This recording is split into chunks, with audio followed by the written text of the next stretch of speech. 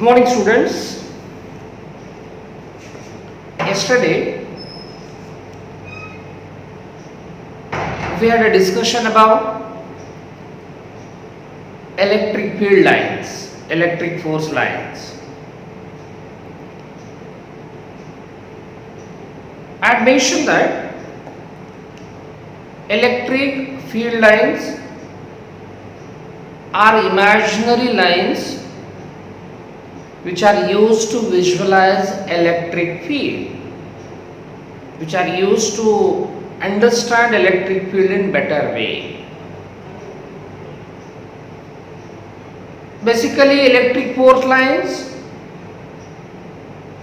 are path followed by touched charge in the electric field, which can be straight or curved. Up to this basic, much more information about electric force lines, electric field lines, we got in term of properties of electric field lines. And in that, the first property, if you remember, was electric field lines starts from positive charge and terminate at negative charge. We had visualized that. Even if you have got that yesterday's notes, you can look at the picture there. In case of isolated point charge, positive charge, isolated positive charge, if you look at the picture, you will very easily understand that electric field lines are radially outwardly directed in case of isolated positive charge. At the same time, in case of isolated negative charge, radially inwardly directed. You can look at that picture. Next property that we studied, tangent drawn at any point to the field line gives direction of intensity.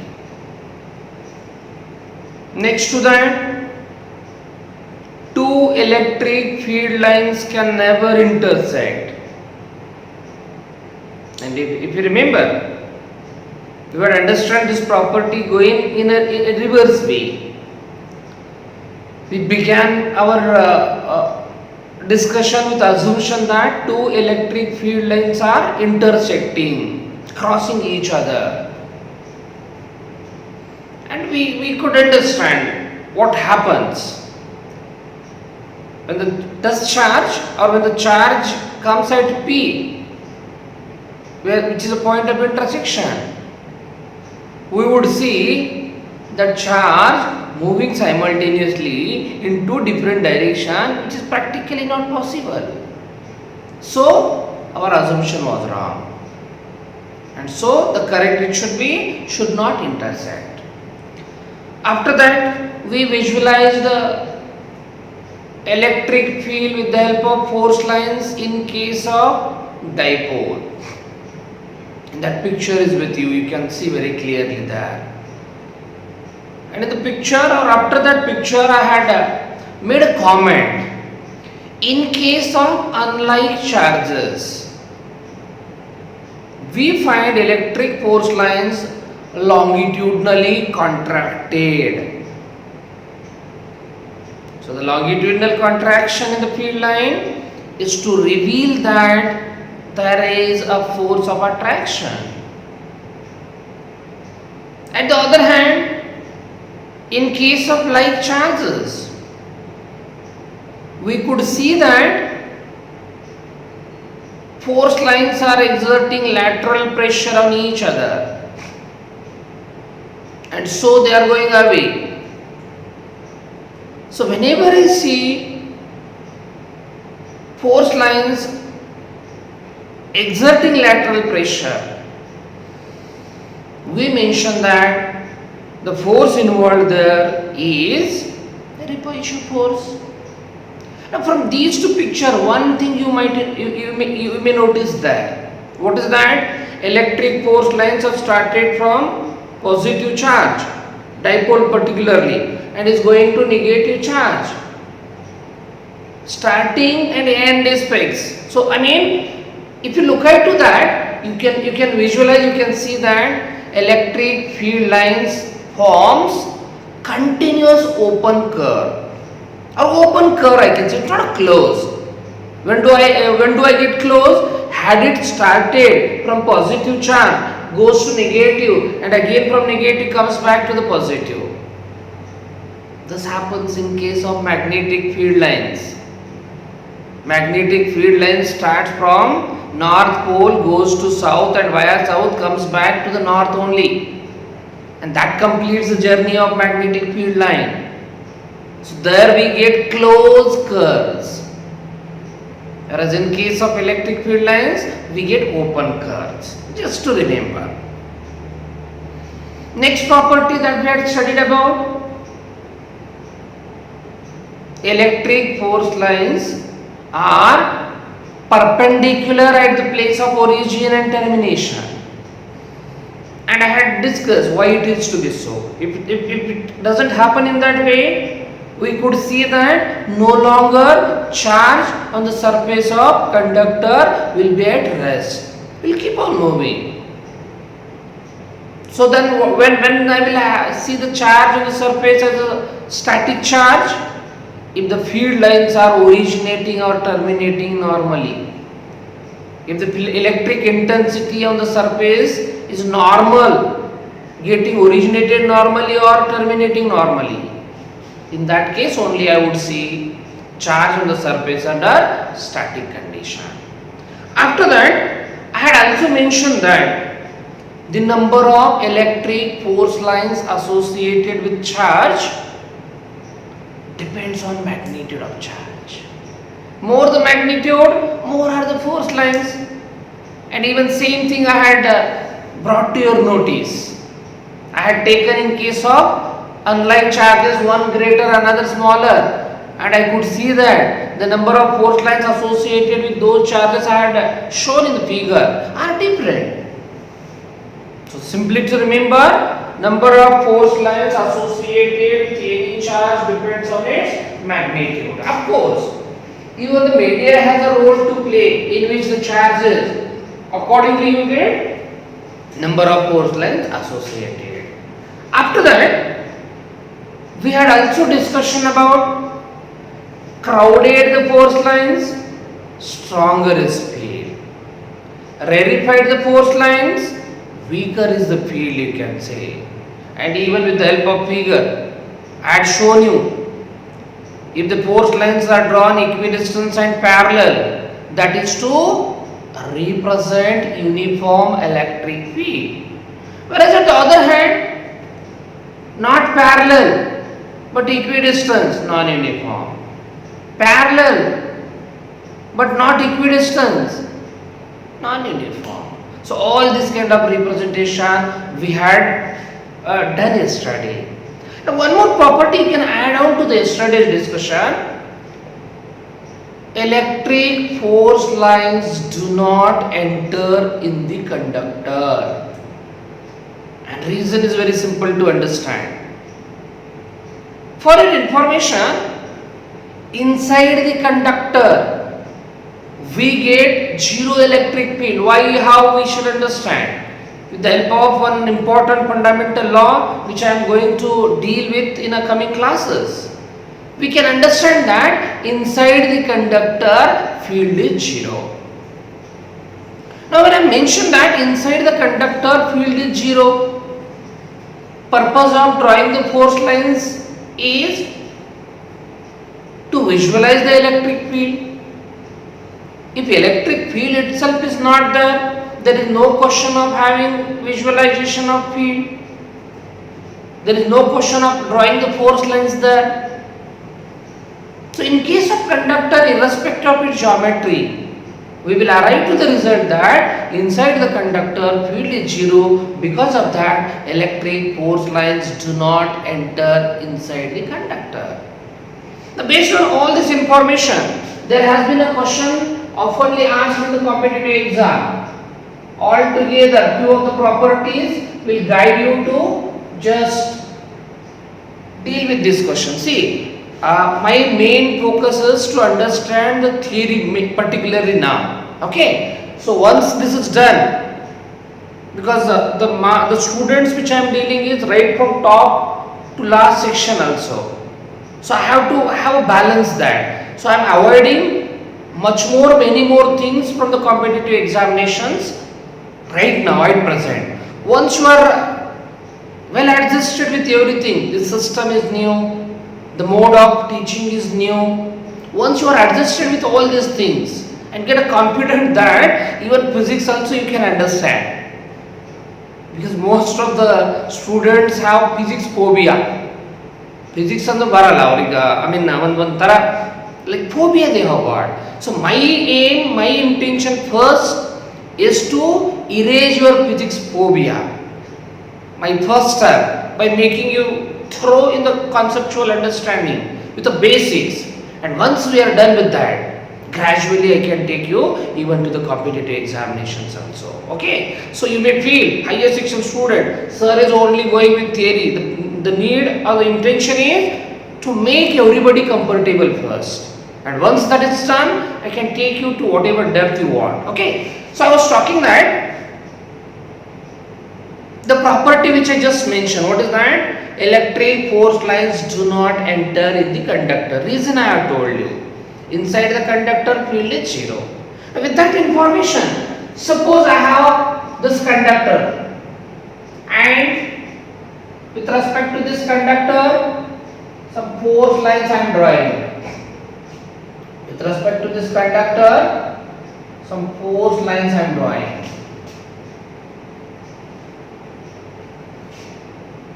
These are the force lines which I am drawing.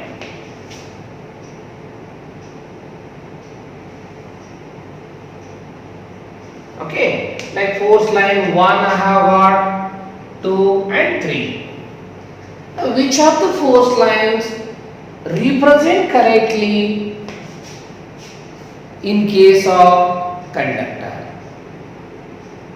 See the information that I have, electric force lines do not enter inside the conductor. Okay, so with that, this option naturally goes off. It is not to enter in the conductor, it is entering. So this is not correct. Second line is not correct, representing that. First line you can see, electric field line is not entering in the conductor. Even third line is not entering in the conductor. Now out of these two now, I have to select which is the correct representation of electric field line in case of conductor. And I can see that, I can understand that. Out of these two, one more thing I should take into consideration. What is that? Electric field line terminate and originate from the surface normally. This is not normal. Spherical conductor I have drawn. If I ask you to draw the normal to the spherical conductor at any point, is along the radii. So tangent you can have here, and to that tangent it should be normal. We call it as a normal to the surface of spherical conductor. So the force line should originate and terminate in case of spherical conductor to be normal along the radii. And I see this is not along the radii. This line is not along the radii.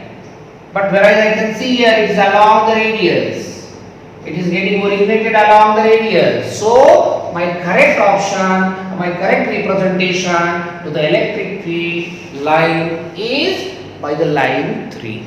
So this kind of many more questions can be discussed, but as I told, my initial focus is only on theory and bit conceptual understanding. So let me go ahead there.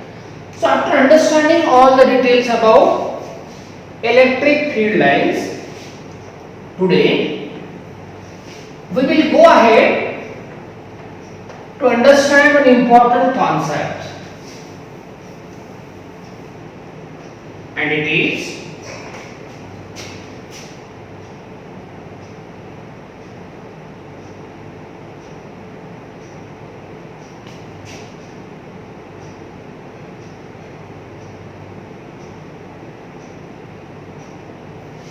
electric flux. Okay.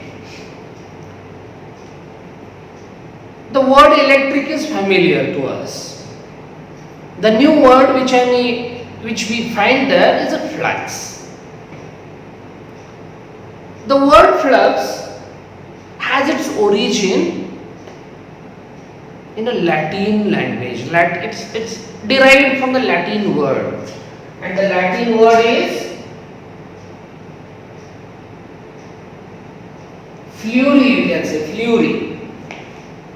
What is that Latin word? Fury, whose meaning is flow. The Latin word fury carries the meaning, as I said, flow. And generally, this has initially been used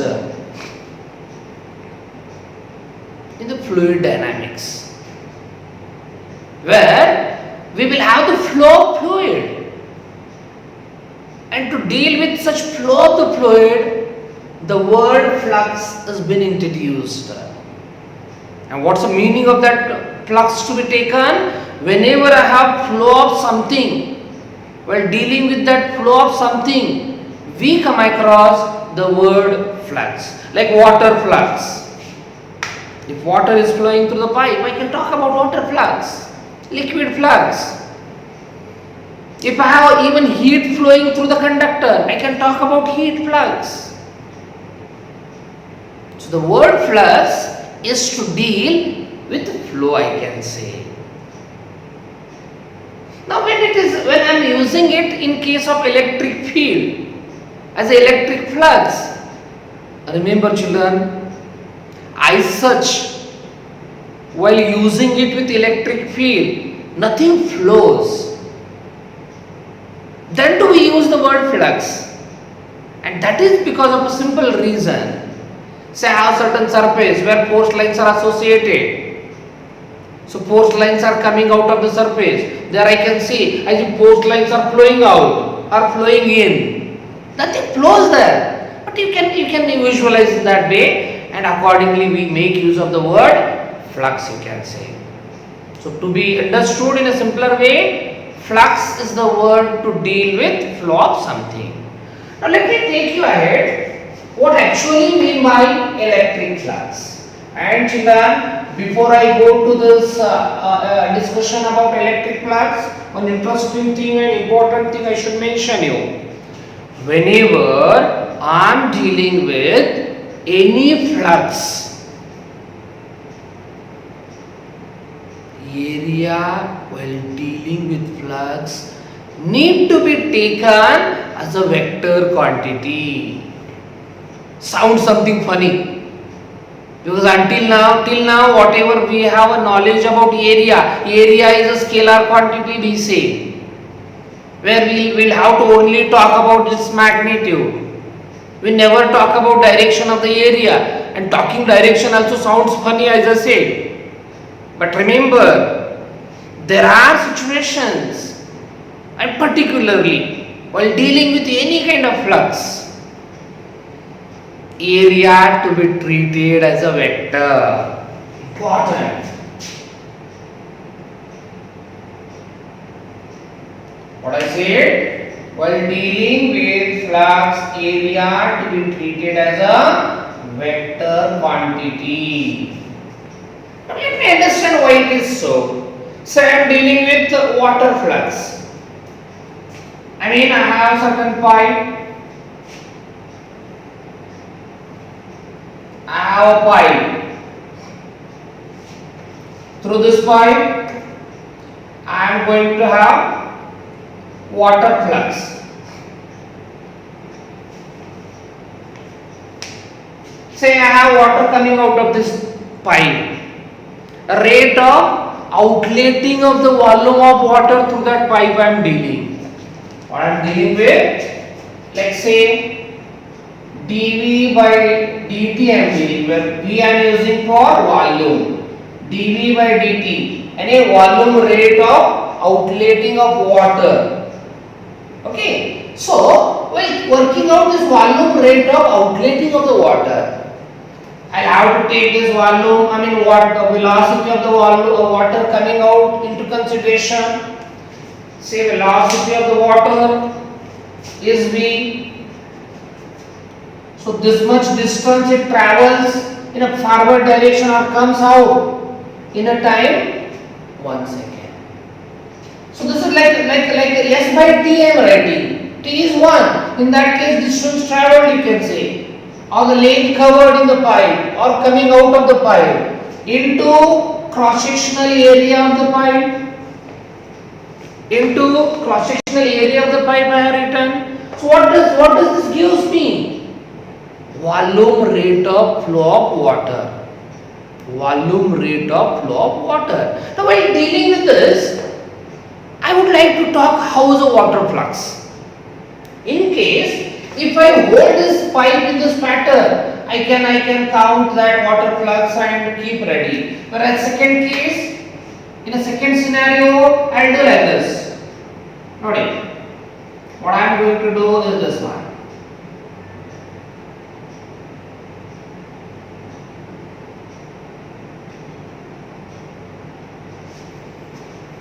Pipe, instead of holding like this, I am taking it this in an upward direction, but tilting upward. And look here, children, you will have to focus on this portion.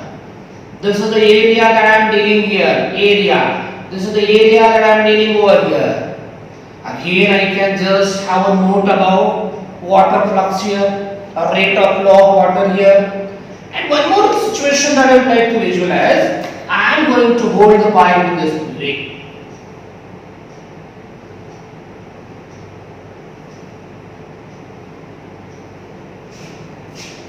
Now the area which I have got to deal with is this one. Look here, three different situations or scenario I have shown you there. One, holding the pipe, making a note of water flux or rate of flow of water. Second, holding like this. Third, holding like this. And you will observe that, you will see that depending upon orientation of this area, I am holding like this, I am doing like this, I am doing like this. You will definitely see change in the rate of water flow. You will definitely see change in the water flux, you can say, change in the rate of flow or rate of outletting of the water. And that change is because of orientation of the area you can mention. Children, very important. I can very clearly see that orientation of area has a role to play while dealing with the water flux there.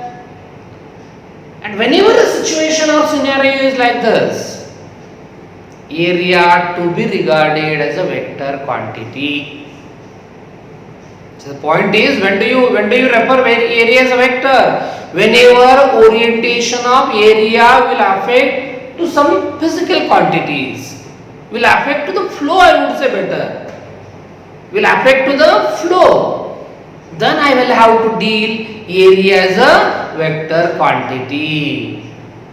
Now when I say that area is a vector, it becomes mandatory for me to talk about its direction. Say this pipe itself, once again I take, this is the pipe that I am dealing with, this pipe I am holding like this.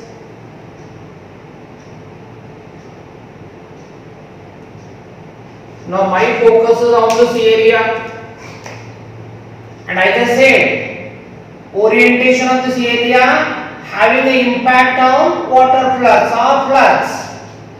In such case, this is to be regarded as a vector. Of that vector, magnitude if you ask, I will say magnitude is A. I can work out this flat area, circular cross section I can work out. Whereas, direction of area vector is along the normal to the surface, I mean, whichever area you are dealing with is normal to that area and always towards the observer. So what is the direction of area vector? Now you as an observer, you are going to stand here. How the lot? To see the water flux, you are going to stand here, not in the pipe. So you are outside there, and you would like to understand this as a this cross section you are focusing on. And as I mentioned, this cross sectional area I'll have to take as a vector because its orientation is having impact on rate of flow. So then, as I said, magnitude of this area vector is A and direction is along normal and always drawn towards the observer. So this is my direction of area vector. A cap I am writing unit vector along that direction. So what to remember then? Area is a vector whose direction is along normal towards observer. Say in case I have got open surface.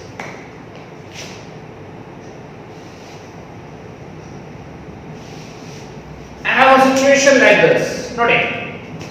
What is that? This is the area given to me. Right? One surface I have got, flat surface I have got. Now I have to deal this surface as the area. Its magnitude I have got, whatever the magnitude I can work it out. Direction is along normal. Normal to the surface I can draw like this. Now the question is that whether I should draw that normal to this side or other side. For that, as I mentioned that location of observer is very important. If observer is standing here, definitely he will have to draw that normal towards the observer. If the observer is standing to the other side, he will have to draw that normal to the other side.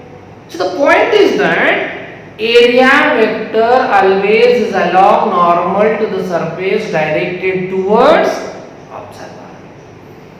So this is the basic background I need to have ready to go ahead with the concept. What I am going to introduce you is electric flux. Now let me take you to the understanding about what I was talking there, and that is electric flux. Say I have certain surface. This is the surface I have got. This is the surface given to me. And I am also informed that with this surface there are electric force lines associated. With this surface there are electric force lines associated which are passing normally through the given surface. Then a scenario like this, in a situation like this, where I see that force lines are associated with certain surface, we happen to talk about flux associated. As I mentioned, basically the word flux is to talk about flow of something. And I had also mentioned in electric field nothing flows, but now if you stand here, you will see that force lines are flowing out. If you stand here, you will see that force lines are flowing in. Actually that is not happening, it's not flowing. But you can visualize in that way. Flowing out, flowing in that way. And we use the word what we call as a electric flux. Electric flux associated with any surface is basically nothing but flux we represent as a phi. Electric flux associated with any surface is nothing but represented as a phi. What is that flux then? I would mention electric flux as number of electric force lines or field lines passing normally perpendicularly through the given surface. Look here children, what is electric flux? To be introduced, to get introduced, I would say electric flux is nothing but number of force lines passing normally through the given surface.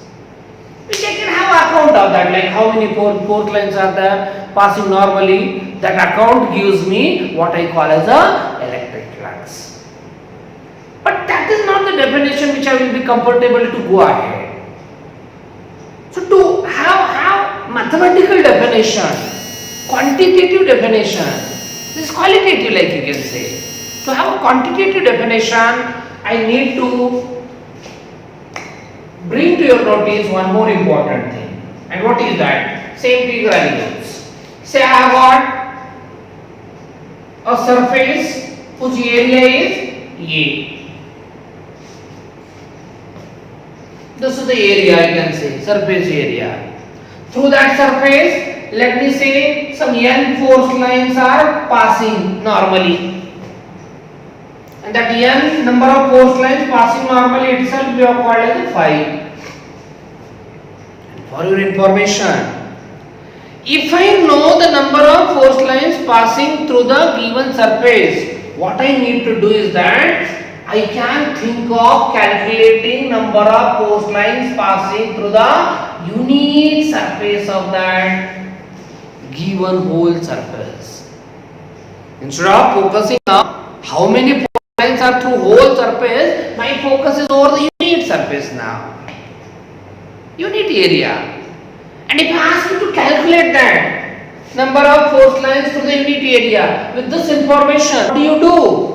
Simply like number of force lines to the whole surface, you know. Number of force lines to the unit surface you have to calculate, and that is simply nothing but total number of force lines phi divided by total area A. And children, what this gives you is a very basic and simple thing: electric intensity at that point, around which you have got a unit area. In case of uniform I mean. So what does this gives me is electric intensity. So let me formulate a new definition of electric intensity. I would say number of force lines passing normally through the unit area gives electric intensity. And this was the reason, if you remember, I was saying crowded the force line, stronger is a field. Crowded the force lines, what does it mean? Through unit area, you will have more force lines passing. More the number of force lines passing through the unit area, intensity is more, you can say. Rarefied the force lines, less number of force lines you will have through the unit area. Electric intensity is less, you can say. So this is very basic definition. Electric intensity at a point can also be defined as number of force lines passing normally through the unit area around that point. That's what I written. And once I am done with this, I can write mathematical definition for the flux from here. And I write flux equal to, what do I write? Phi equals to, I simply write it as an E into A. Phi equal to electric intensity into area. But this I can use only in case I have force lines passing normally. But that may not be the always case. This I can write only if the electric intensity is a normal to surface. But this may not be the case always, as I said. I may have electric force lines passing obliquely also. And the question is how to work out flux in that case. So we shall go ahead to work out flux in case if the force lines are not passing normally. So till I go ahead, you can have a glance over this. You can make a note of things, whatever I have written, we will go ahead.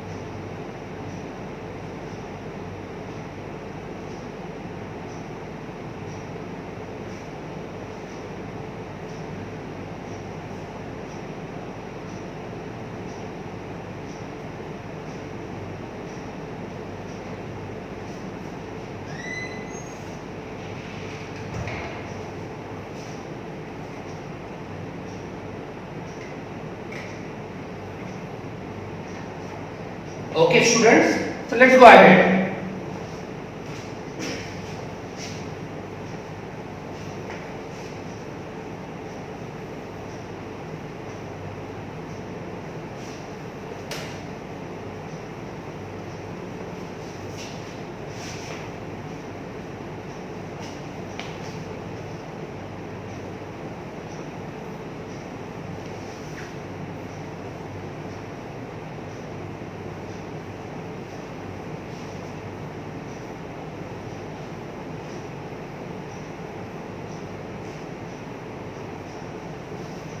My discussion was, what if the force lines are not passing normally through the given surface? How to calculate electric flux? Look here. So the case is like this. This is again the surface that I have got.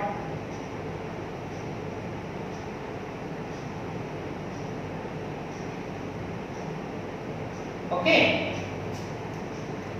so this surface is of area A, and with this surface the field lines which I have got associated, only one field line I will show.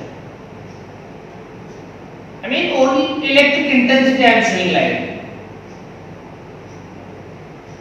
Such many field lines are there to give me through unit area number of field lines passing as the intensity. Now I can clearly see that this force line, if I ask you to draw the normal, you draw that normal like this.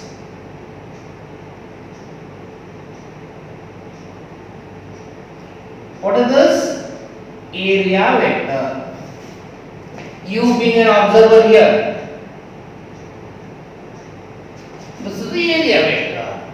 Now I can clearly see that force lines are not passing normally. Where they pass, if they were passing normally, I should have had those force lines like here along area vector itself. So rather I see force lines are not passing normally. They are making some angle theta with normal to the surface. If they were passing normally, I could write flux equal to E into E assembly. But if intensity is not normal now, as like I have shown that. So what I do then, I will resolve that intensity into two parts. One of the part of the intensity I would get along the normal. Just dotted I am showing. This is the part of this here. How much is this part? E cos theta. And one more part that I will have along here, E sin theta. Correct? Now, of this intensity, I will have to focus on only that part of the intensity which is passing normally. Whereas another part, I can see that it's grazing to the surface. Like I have splitted these force lines into two parts. One part is passing normally, another part is grazing to the surface. And remember children, the part which grazes doesn't contribute to flux at all. Our concept of flux is passing through. So in case of obliquely passing, what do I notice? Only one part is like passing through and another part is grazing. Grazing part, here you can see E sin theta is not going to contribute at all. So that which is that part which is passing through normally, I can see E cos theta. And once I understand that, flux equal to, I calculate in this case, E into A. Whole E is not passing, I say now for simplicity, I will say only E cos theta is passing normally. Into area which I have got A. So the flux in this case I am calculating now, phi equal to E A cos theta. So this is going to be my equation. Whenever I happen to calculate flux, I would remember, I will refer to this equation. What does that equation represent? You can see here. It helps me to calculate flux. E, intensity of the field associated with surface. A, area of that surface. And theta is angle made by intensity with area vector. What is E? Theta? Angle made by intensity with the normal to the surface. And I have already mentioned, area vector is directed along normal to the surface. So that's what I said. Theta is angle made by intensity with area vector. Now I can see here, right hand side I got intensity vector, area vector and angle between them. So product of such two vectors accompanied by cos will tempt us to write that with the basic vector knowledge. And I can also see multiplication of these two vectors has resulted into a quantity called electric flux, which is scalar in nature. Scalar product it is then.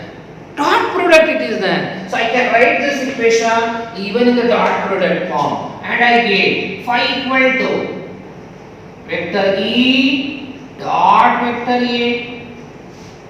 So this is what we have got. Flux through the given surface. So I would remember this as a equation for the flux, standard equation. And I can see now, depending upon the value of this theta, I will have flux of different nature. If theta is, if I have got the angle theta, notice, angle theta, what is the angle theta? Angle made by intensity with area vector less than or equal to 90. Okay, so you mean you are going to observe the case like this. This is your area vector. You have got intensity, this is area. You have got intensity directed in this direction. You have got this as a normal area vector. Normal area vector, intensity. So I am talking about this angle. This angle is less than or equal to 90. Equal to 90, you will have this intensity exactly like this. You will see that for theta being less than or equal to 90, you will see the value of cos function as positive. You get value of cos function as a positive. And in such case, the flux which I get, I would refer it as a positive flux. So to be mentioned here, there are two types of the flux. One you can call as a positive flux. What it simply means that its value is positive. And when do you get that? For theta being less than or equal to 90. Acute angle you can see. Theta being acute angle. What type of flux you are getting? Positive. I can also see that observer is standing to this side. And what did that observer calculated? That observer calculated flux as a positive. And I can consolidate them. Observer will get positive flux if the force lines are coming to him through the surface. If the force lines are coming out with respect to observer, then the flux to be referred as a positive. But it's the same scenario. I can also, same figure, I can also visualize like this. Look here. Same figure I am going to draw. Same area I mean. This is the area that I have got. Okay. So the electric intensity associated with this area is this one which I can draw. This is the electric intensity associated. Now, I ask that observer not to stand here. Rather, I ask that observer to go here. Tell him it's standing here now. Got it? I need to calculate the flux again now. To calculate flux, intensity I have given, area, magnitude I have. I should have a direction of area also. And I already mentioned, area is always directed along the normal. So this is the normal that I draw. This is the normal I draw. But the thing is that drawing that normal, I should take care that normal is drawn towards the observer. And the observer here was here. Observer in this case was here. So I draw normal in that direction. Towards exactly towards normal, but to the side of observer. Whereas observer has come here now. Normal I have to draw, and the normal to be drawn to the side of observer. So this is the A cap now. And now if I ask you to measure the angle theta, what is angle theta?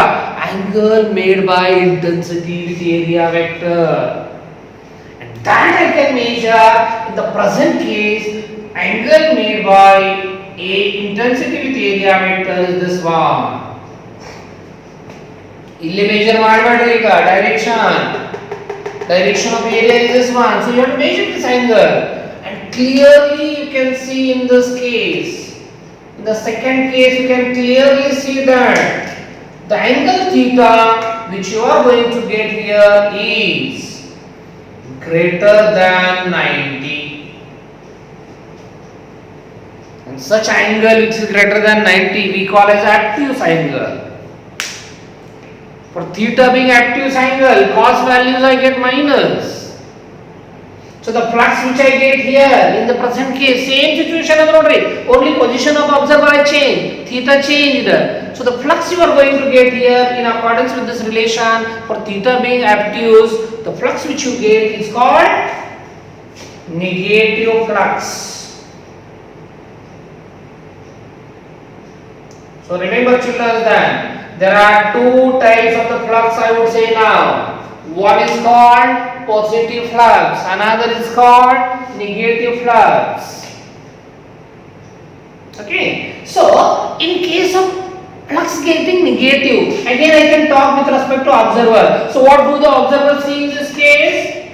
Force lines are going in. Force lines are coming out. Positive flux. Force lines are going in. Negative flux you can see. So in this way, I will just remember that with respect to me through any surface, if the force lines are coming out, I would say it's a positive flux. If the force lines are entering in, I would say it as a negative flux. So these are the two types of the flux. Going ahead,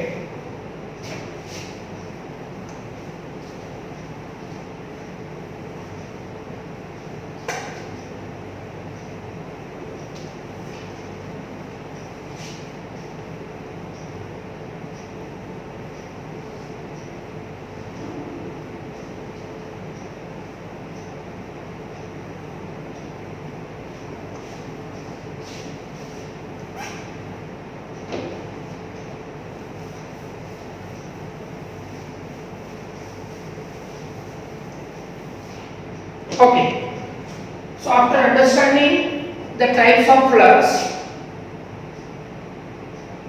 positive and negative flux, equation to calculate the flux I use this one, EA cos theta, and I can do that in case if the field associated that whole surface is uniform. I can work out flux by making use of that. But that may not be the case always. I may not have uniform electric field associated with a given surface. Say for example, situation is like this. This is the surface which is given to me. of whatever area it has.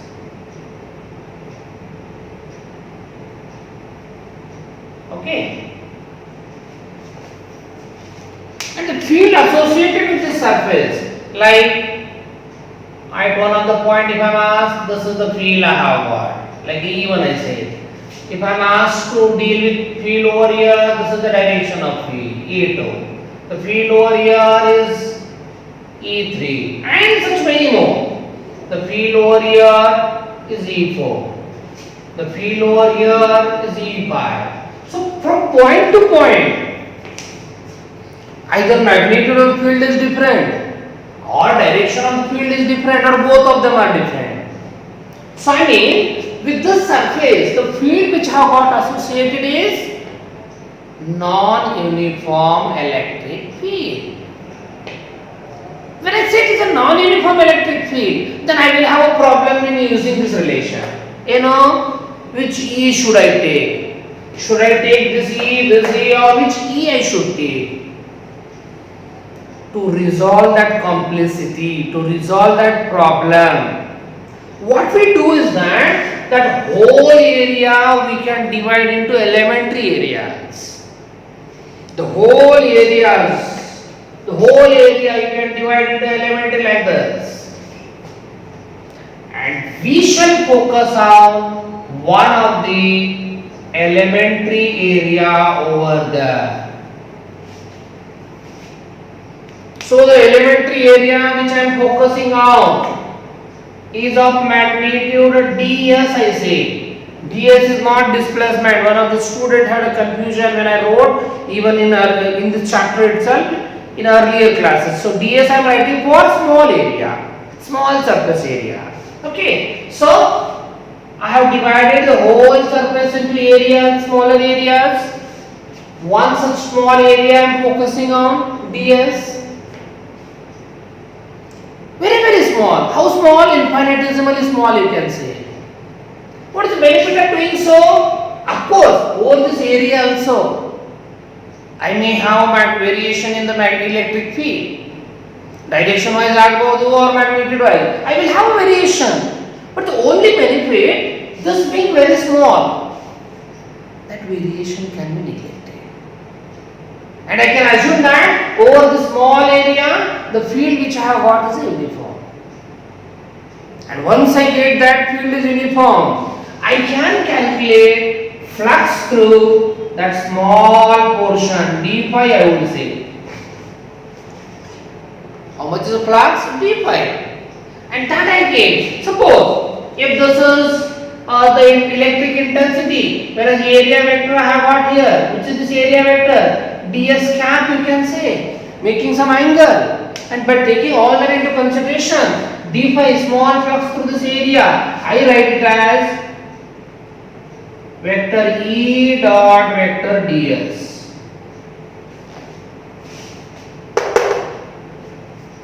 This is what I written. Vector E, area is a small area that I am dealing. Such many fluxes I will be getting. Such many flux I will be getting there, and all those d phi's whatever I am getting, just I will add by the technique called integration, and that gives me this equation. How many such d phi's I will add? All those d phi's until you cover whatever the area is given to you. This is called surface integral. Andre, you are adding this over the surface integral. And thus now I have got one important definition for electric flux or flux I would say. I read it as, notice, electric flux or flux is surface integral of electric intensity. I repeat, electric flux is surface integral of electric intensity. Different definition, which can be used even in while studying magnetism. Certain comparisons and all will come. Well, I have to compare with the magnetic flux. Then during that I can just recall this definition, integral definition of flux I can say. And how did you define? Electric flux is surface integral of electric intensity. So this is the way that we can use to calculate electric flux in case of non-uniform electric field. If the field is uniform, no issue, you can directly go there. If it is non-uniform, you can calculate in this way. Okay, so this is about the basic concept of flux and calculating the flux.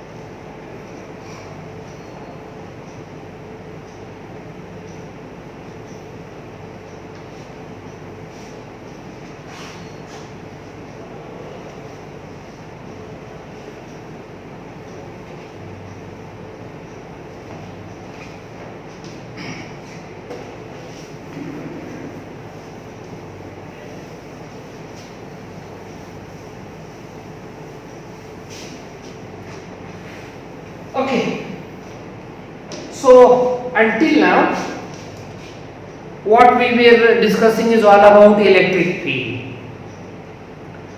We discussed about how to calculate electric field due to point charges, point charge or point charges also.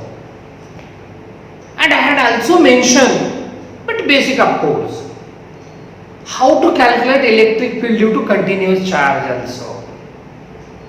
Say for example, I have a situation like this. One long wire is given to me.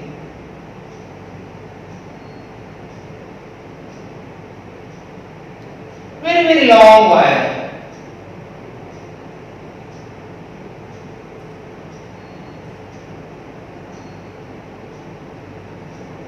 Right? Of course, which is chargeable. This is a charged long wire. And it is charged in such a way that it has got lambda. I think lambda you remember. Linear charge density. Now in the vicinity of this wire, I have got location P at some distance, small, very close to that small distance R you can say. And at this location P, I want to calculate electric intensity. Now if I ask you to do so, you will say, sir, we cannot do very easily. Why? Because the equation what we have available is for point charges. But the charge which I am dealing here now is a continuous charge. Then is it not there any method, any way to do so? Yes, we do have. I have told you the basic of that. What is that? Whole wire you need to divide into elementary portions. So the whole wire you are going to divide into elementary portions like this. Whole wire is divided into elementary portions. And one such elementary portion we shall focus here. Say, this is the elementary portion of length DL, you can say. Then once you do that, what do you do further? Charge on that elementary portion you can work out. How much charge you get? You can work out that dq equal to lambda into dl. Once you have got charge, even this distance something you can take this as a d. Better I will take this as a d. And this distance as a r. So electric intensity at this point due to this portion you can work out. D L say, whose magnitude you can work out in direction along and away. This is D. So I have got intensity due to this small portion D. I will have intensity due to this portion, intensity due to this portion, and all of them will contribute to the intensity. Whose directions will be different over here. So if I take an element here, direction is going to be in this direction. Direction of intensity will be in this way. If I take over here, direction will be in this way. So what I mean, the point is, if I wish to calculate electric intensity at such any point P due to that distributed charge, I will have to follow the lengthy method, or I will have to follow time consuming method, tedious method of integration of that vector quantity, which involves lot of work, because when to add the vector, direction as well as magnitude, both are to be taken into account, and that makes a time consuming and a tedious calculation also. We can do that, no issue, but the problem is that much complexities, much relatively difficult it is.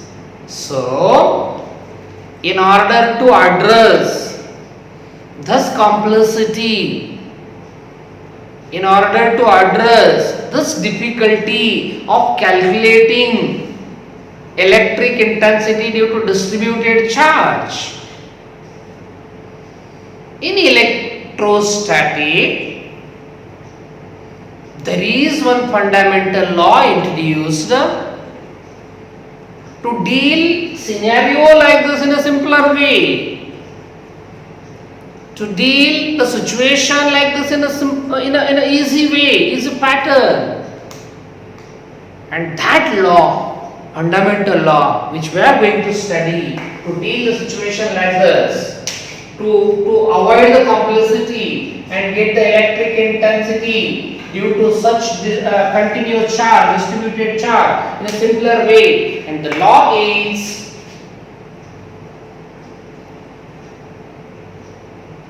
what we call is a Gauss law in electrostatic. Very important and fundamental law. Before this one law we have already studied, that is also fundamental. Coulomb's law. So I am trying to work out intensity with the help of Coulomb's law, I say there. Because whatever the expression for intensity I have got 1 upon 4 pi epsilon 0 q by r square, that has a foundation as a Coulomb's law. By using Coulomb's law as a fundamental law, I can work out the intensity, no issue. The problem I brought to your notice, what is that? Lot of steps, lot of integration, lot of complex method, resolutions and many more things is going to get involved there. So avoiding that, and we can get the electric intensity for such situation itself in a simpler way by taking an assistance of a fundamental law, one more fundamental law in electrostatic, which we are going to study as a Gauss law or Gauss theorem. The beauty of this law is by making use of symmetric conditions. By making use of symmetric conditions, one can get electric intensity for any kind of geometry in a simpler way. So let me take you ahead then. What this law has to say first, and then in what way I say this makes a simpler situation. Why did I say this is more easy to apply for a scenario like this? All these details we will go on studying in the coming classes. So first, before that, let me take you to the statement of this law.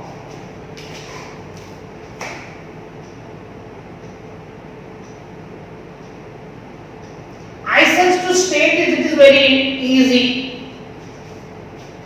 What is that? Let me just bring your notice. Say I have got one source charge.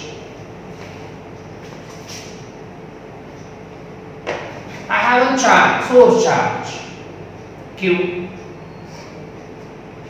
Then it is needless to say that due to this source charge, I have the electric field. I have electric field. That electric field I would like to visualize in this pattern. These are the force lines you can draw.